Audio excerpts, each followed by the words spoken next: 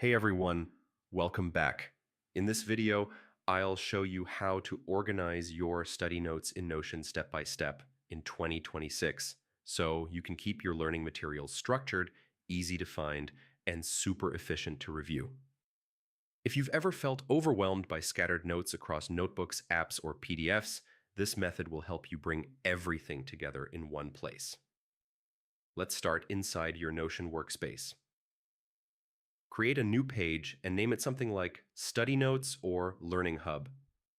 This page will act as your central repository for all your notes.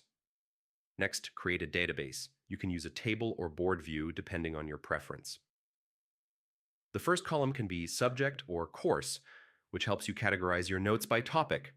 Add a topic column to specify what each note covers, like chapters, lessons, or key concepts. This makes it much easier to search and filter later. Now, create a type or format column. Use select options like text, PDF, image, or video to track different kinds of study materials. This is especially helpful if you use multimedia resources in your studies. You can also add a date column for when you created or updated each note. This helps you track your progress and ensures you're always reviewing the most recent information. For organization, use tags or relations. You can link related notes or projects together so all information about a topic is connected. This makes studying for exams or assignments much more efficient.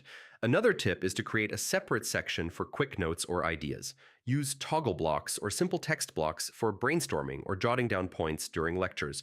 Later, you can transfer these into your main database. Templates are very helpful. Once your structure is ready, save it as a template. Every new subject, chapter, or semester, you can start with the same organized setup, saving a lot of time.